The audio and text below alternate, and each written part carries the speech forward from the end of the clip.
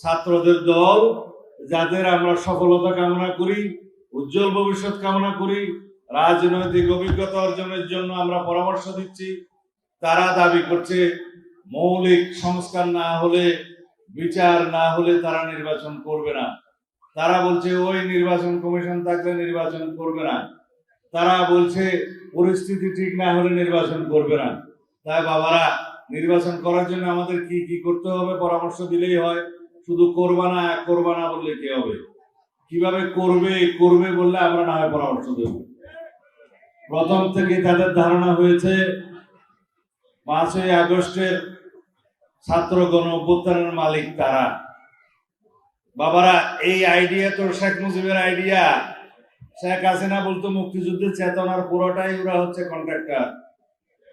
মুক্তিযুদ্ধের চেতনা বিক্রি করতে করতে করতে আওয়ামী লীগ শেষ পর্যন্ত মুক্তিযুদ্ধের মতো করেই তাদেরকে বাংলার মানুষ বাইর করে দিয়েছে।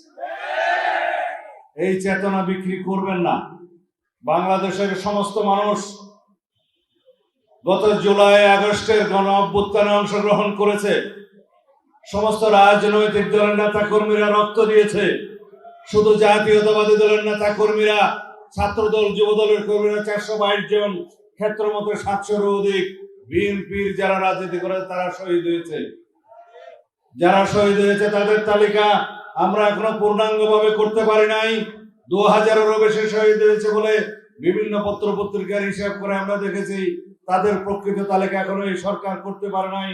জাতিসংঘ মানবাধিকার কমিশন ফ্যাক্ট ফাইন্ডিং কমিটি যে রিপোর্ট দিয়েছে, সেই রিপোর্ট অনুসারে তারা বলেছে 1400-এর মতো শহীদ হয়েছে।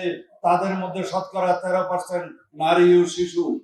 তাদের মধ্যে যারা নিহত হয়েছে, শহীদ হয়েছে, তারা শতকরা 66টি বুলেট খেয়েছে, যেগুলো মারণাস্ত্রের বুলেট, যেগুলো সামরিক বাহিনীর অস্ত্রে ব্যবহৃত হয়। তারা বলেছে 2000-এরও বেশি আহত, পঙ্গু হয়েছে, চিরতরে পঙ্গু হয়েছে। আমরা হিসাব জানি না, 5 শতাধিকেরও বেশি মানুষ 2 চোখে অন্ধ হয়েছে, 1 চোখের অন্ধ শত তাদের এখনো হিসাব করতে পারে নাই কেউ। এই যখন অবস্থা, আমরা এখন পরস্পরের বিবাদে লেগে আছি। নির্বাচন করবে না এই বাসে আছি।